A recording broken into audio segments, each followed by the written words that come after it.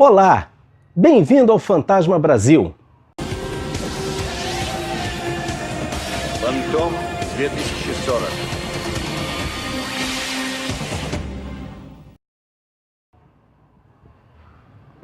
Como muitos sabem, o Fantasma pertence ao King Features Syndicate, que o publica em formato de tiras diárias e dominicais lançadas nos jornais norte-americanos e também pela internet. Aqui no Brasil, o personagem foi publicado assim durante muitos anos e também em revistas. Esporadicamente, o personagem também aparece em publicações próprias, quando o King Features faz um sistema de licenciamento do personagem. Ou seja, ele permite que durante um determinado período o personagem seja publicado em revista por uma determinada editora.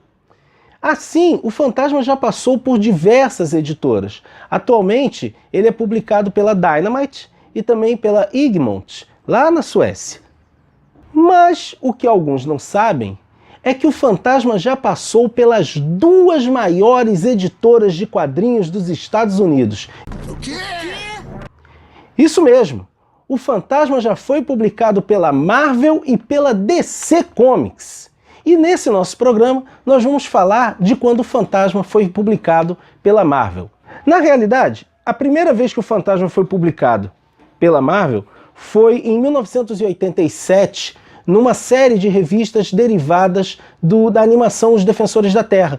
Defensores da Terra foi uma animação que fez um certo sucesso, os fãs da época gostaram muito, que reunia os três grandes personagens da King Features, o Fantasma, Flash Gordon e Mandrake. E a Marvel, que era quem fazia essa animação, também transportou para uma série de quadrinhos que infelizmente não durou muito, só durou 4 episódios.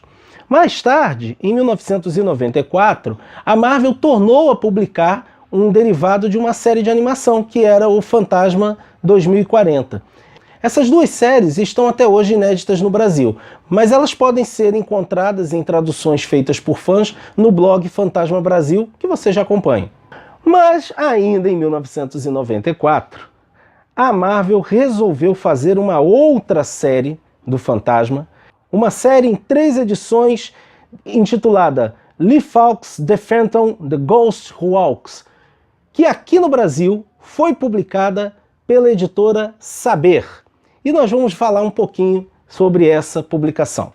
A série trazia desenhos de Glenn Lumsden e roteiro de Dave DeVries. Essa dupla foi responsável por alguns trabalhos muito interessantes, entre os quais nós podemos destacar uma série do Lanterna Verde, Star Trek, quando foi publicada pela DC Comics, e a coleção Batman Lendas do Cavaleiro das Trevas, isso em 1989. A edição da Saber chegou aqui em 1996.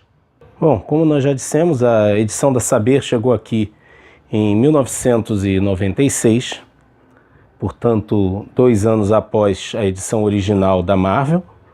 É uma edição até bem cuidada, eles respeitaram inclusive a quantidade de edições, mantiveram a minissérie em 3 volumes. Mostrando aqui a capa para vocês, mostrar um pouquinho da parte de dentro. Já pela capa percebe-se uma grande diferença, né, entre o material clássico do Fantasma e a proposta, a visão da Marvel. Na verdade, a visão da dupla DeVries e Lumsden, que traz um fantasma high-tech. Vocês percebam aí os braceletes que ele usa, os olhos avermelhados. A história é bem interessante porque envolve um conflito político-econômico em Bengala. Tem uma mineradora querendo se instalar numa região e eles dependem da aprovação dos chefes, e o presidente Lamanda Luaga mantém o veto dele, ele não quer permitir, porque ele tem um acordo com os chefes das tribos, né? A série dividiu um pouco as opiniões dos fãs, que acharam ela um pouco violenta. A visão que eles trazem é bem inovadora em relação ao material clássico. Nós temos aqui o Kit Walker, o 21º Fantasma, de uma forma bem diferente daquela que a gente está habituado. Algumas situações são bem interessantes, como essa cena aqui, em que ele pega uma taça de bebida, mas ele não a bebe, ele deixa ela intocada. E a gente vê um fantasma utilizando-se de recursos como visão de infravermelho. A gente vê que bacana, né? A mudança nos olhos. Ele utiliza a tecnologia a seu favor. Olha que imagem bacana essa, né? Um personagem que está realmente diferente. Seguiu bem a linha da Marvel, um personagem bem aventureiro, bem high-tech, bem cheio de traquitanas. Particularmente eu achei a série muito boa por apresentar um fantasma diferente daquele que a gente está habituado, mas alguns fãs realmente, nós fizemos uma enquete informal e muitos fãs reclamaram dessa visão da Marvel, por apresentar um fantasma mais violento, coisa e tal, mas eu gostei, eu achei que é uma série digna do personagem e muito bem escrita, tem umas referências como o Bababu, que reaparece aqui, os arquivos, putz, eu achei isso aqui uma sacada muito legal, porque os arquivos do fantasma, né, as crônicas desse 21º fantasma, são feitos em registro em disco, ou seja, é um fantasma realmente dentro, olha, contra a capa limpa, linda, realmente um fantasma dentro da tecnologia que a gente está aí vivenciando.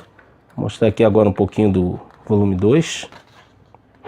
Nós temos mais uma vez sendo contada a origem do fantasma, com a história do juramento da caveira. Muito bonito, muito bacana mesmo. Vemos inclusive aqui um momento bacana, que é o embate entre o 20º fantasma e o general Bababu, onde aliás dá-se a entender que é a partir dessa missão que o 20º fantasma, acaba sendo mortalmente ferido. Mas nós temos aí, por exemplo, a questão da honra do fantasma, que não mata, né? Temos uma visão bem interessante, mostrando Morristown como uma megalópole, com todos os problemas de uma megalópole. Olha que imagem linda, né? E temos aí uns personagens até interessantes que vão aparecendo. Essa cena aqui é bacana demais, a passagem do manto da caveira. Essa luz aqui está atrapalhando um pouco, eu acho que agora melhorou, né? Passagem do manto da caveira, né? Você vê a diferença entre as gerações do fantasma, uma geração que parte e a outra que vai ficando. Muito interessante, muito diferente, uma visão muito, para mim, uma visão muito inovadora, que se apoia grandemente no material clássico do Lee Falk,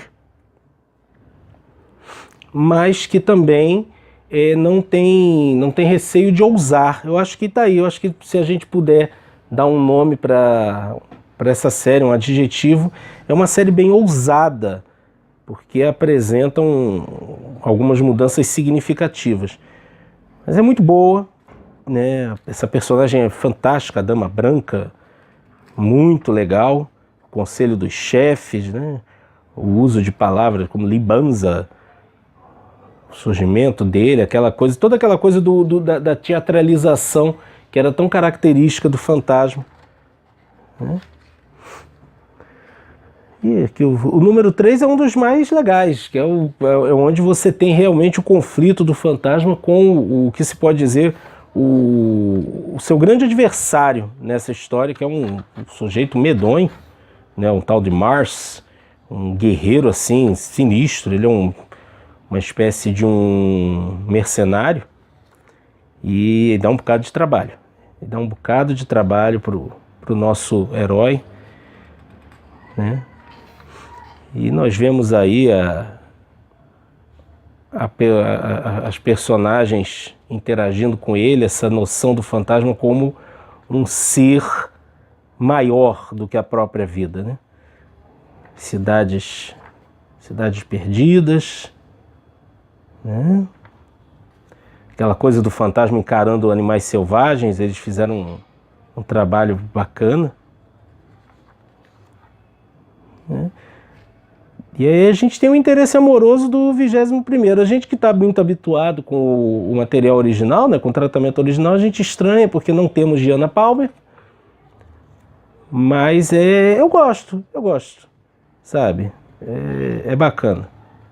Quando o fantasma fala para Catherine que ele não é só um homem, ele é um símbolo, é uma ideia, né? E realmente tem uma noção, assim, tem algumas cenas bem pesadas, bem mais violentas do que a gente está habituado. A Caverna da Caveira nunca foi tão cheia de tecnologia por dentro, mas bem bacana, né? Os antepassados falando com o fantasma, isso é muito bacana. Essa sequência é linda porque é o fantasma marchando à frente das tribos, indo até a cidade. É um momento assim maravilhoso, aí preparando aquela coisa bem tradicional, né? Preparando a grande luta. Aqui dá a entender que foi uma página publicada fora de lugar, entendeu? Probleminha aí no tratamento da Saber. O fantasma com um escudo automático, né? A noção da velocidade do fantasma, né? Capaz de parar balas.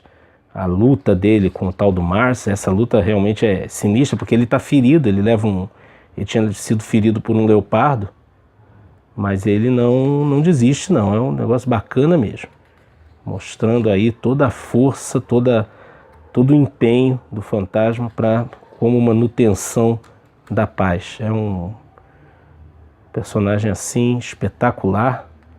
A cena que o fantasma toma uns tiros e logo depois levanta, mostrando essa coisa, e ele dá um sussurro, né? A fantasia é a vida eterna, porque ele está usando uma armadura de Kevlar. Muito legal, essa noção do fantasma com a tecnologia.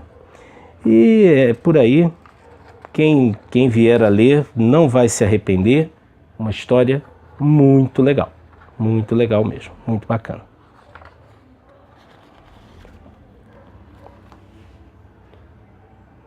E é isso, amigos. Essa foi a série do Fantasma publicada pela Marvel Comics, que eu recomendo a todos vocês, se puderem comprar, puderem adquirir, vão achar bem interessante. E bota aqui as opiniões que você tem sobre essa série nos comentários. E, já adiantando, nosso próximo episódio vai falar sobre o Fantasma publicado pela DC Comics.